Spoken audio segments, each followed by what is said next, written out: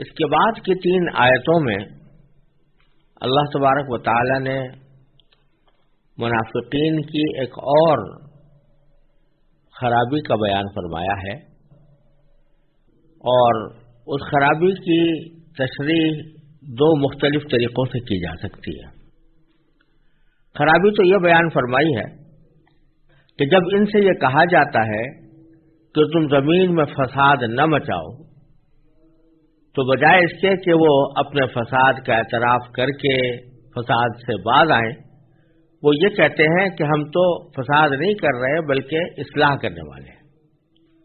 حالانکہ حقیقت میں وہ فساد پھیلانے والے ہیں۔ اور دوسری صفت یہ بیان فرمائی ہے کہ جب ان سے یہ کہا جاتا ہے کہ تم اسی طرح ایمان لاؤ جیسے کہ اور لوگ ایمان لائے ہیں، یعنی صحابہ کرام رضی اللہ تعالیٰ عنہ اجمعین جو سچے دل سے ایمان لائے تھے، ان کے ایمان کی طرح تمہارا ایمان ہونا چاہیے، تو بجائے اس کے کہ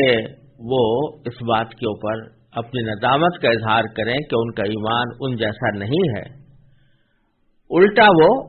ایمان لانے والوں پر طعنے دیتے ہیں اور کہتے ہیں کہ کیا ہم اس طرح ایمان لے آئیں جیسے کہ بیوقوف لوگ ایمان لائے تھے۔ ان کے بارے میں اللہ تعالیٰ نے فرمایا کہ حقیقت میں بیوقوف تو وہ خود ہیں، لیکن ان کو اپنی بیوقوفی کا احساس نہیں ہو رہا۔ سوال یہاں پر یہ پیدا ہوتا ہے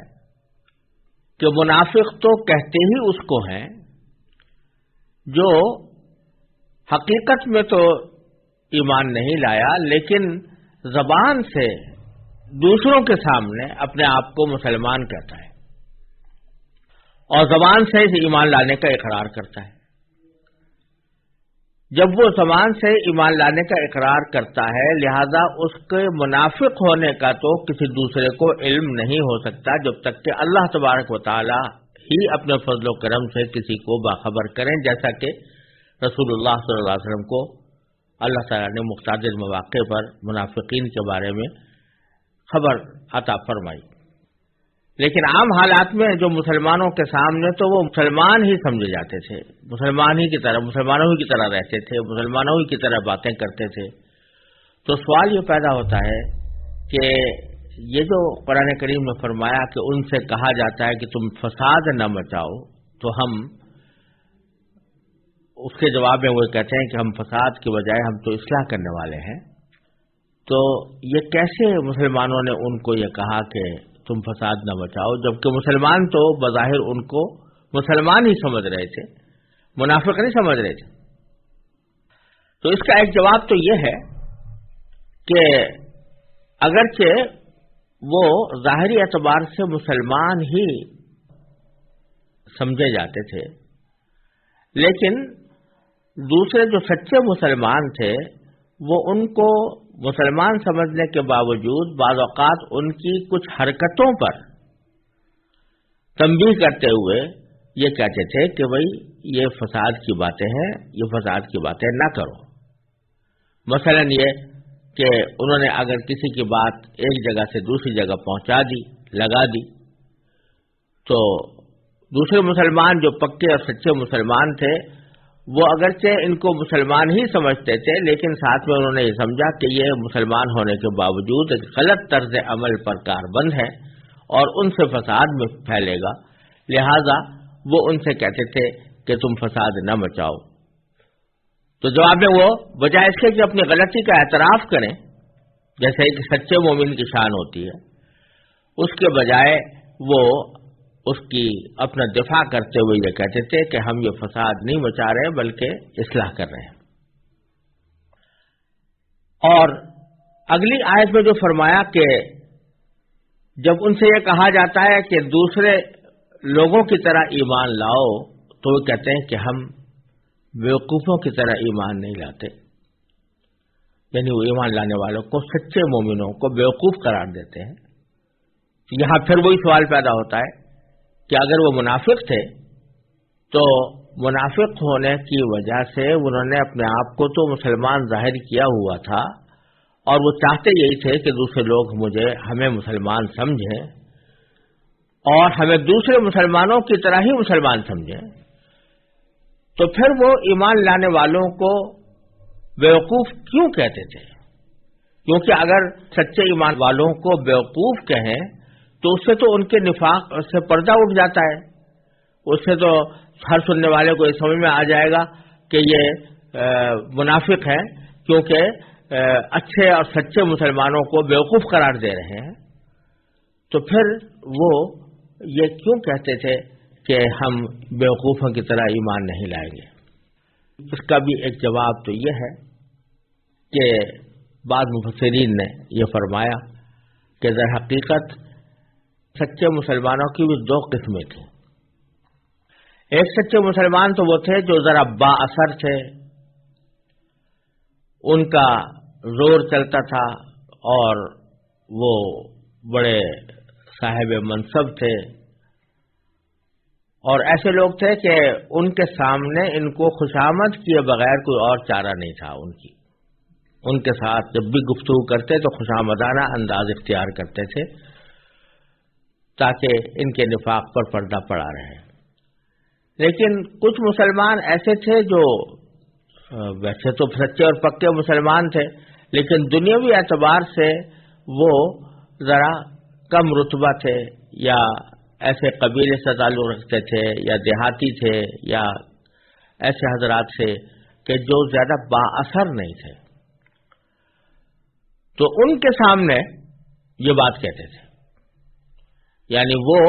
بیچارے جو دیہاتی قسم کے کم اثر رکھنے والے مسلمان جب ان سے یہ کہتے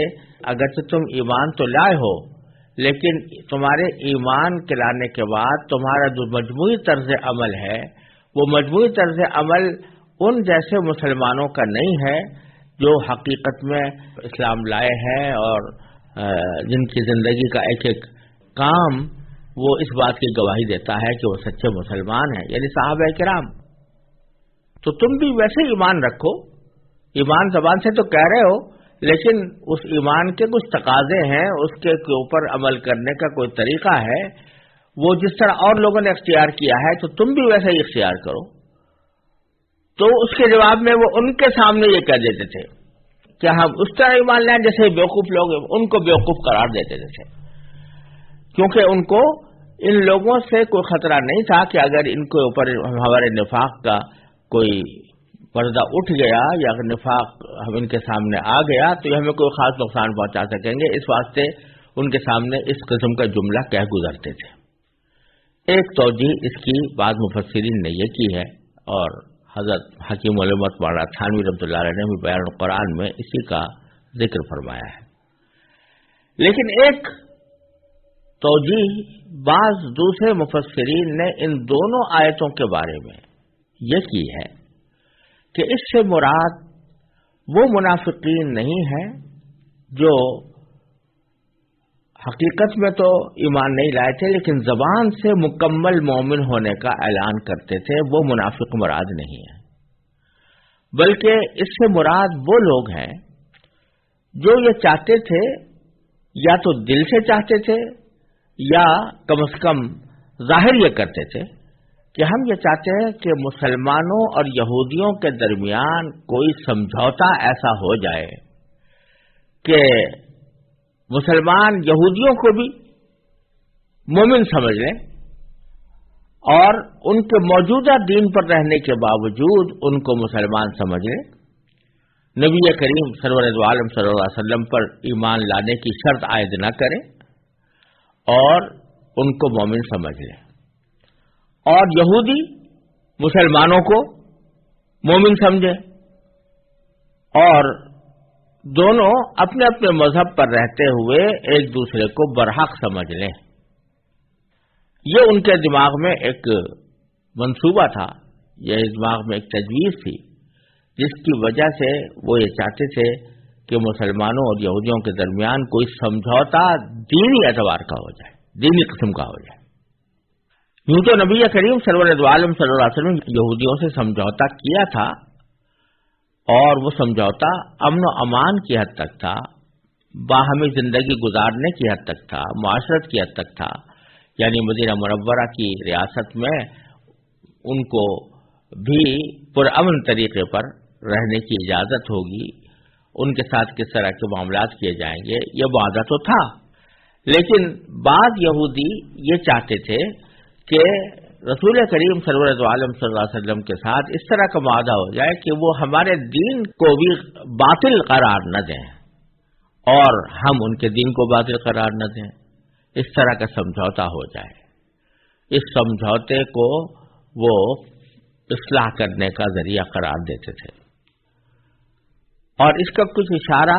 دوسری جگہ بھی قرآن کریم میں آیا ہے کہ وہاں پر بعض یہودیوں نے کہا تھا کہ ان اردنا الا احسانا و توفیقا،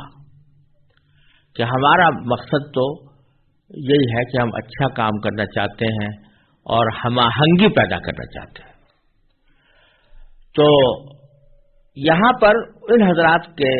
قول کے مطابق ایسے منافقین کا ذکر ہے، اس کو بھی منافقین کے زمرے میں شامل کیا اللہ تعالیٰ نے، کیونکہ حق اور باطل کے درمیان سمجھوتا نہیں ہوا کرتا۔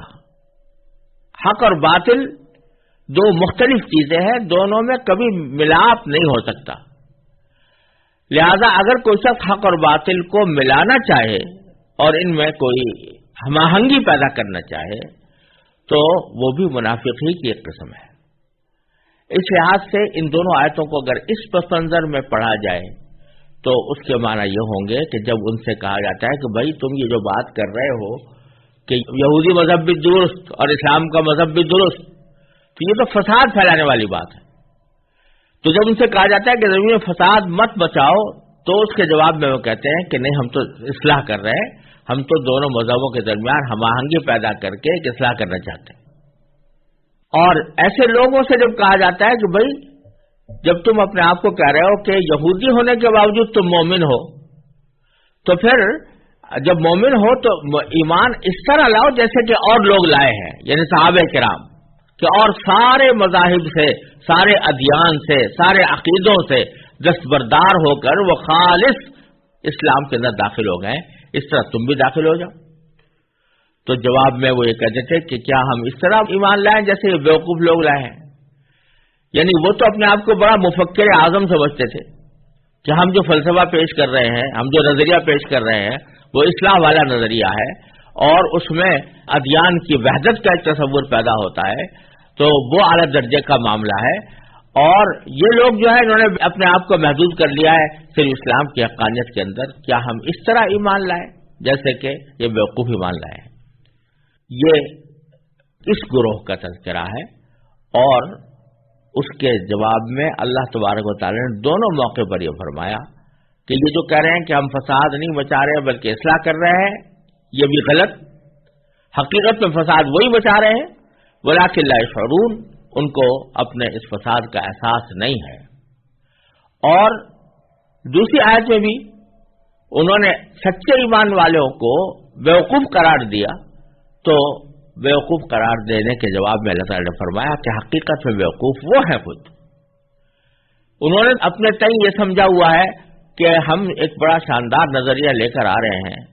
اور ایک ایسا نظریہ لے کر آ رہے ہیں جس کے ذریعے یہ دین جو ہے آپس میں اس طرح مل جائیں گے اور ان کے درمیان ہم آہنگی پیدا ہوگی اور اس طرح اصلاح ہوگی۔ لیکن اللہ تعالیٰ فرماتے ہیں کہ جو شخص حق اور باطل کے درمیان سمجھوتا کرنے کی کوشش کرے، اس قسم کا سمجھوتا کہ حق کو بھی حق سمجھا جائے اور باطل کو بھی حق سمجھا جائے، تو ایسا سمجھوتا یہ کوئی عقل مندی نہیں ہے، یہ کوئی دانش مندی کا تقاضا نہیں ہے، حقیقت میں بیوقوفی یہی ہے۔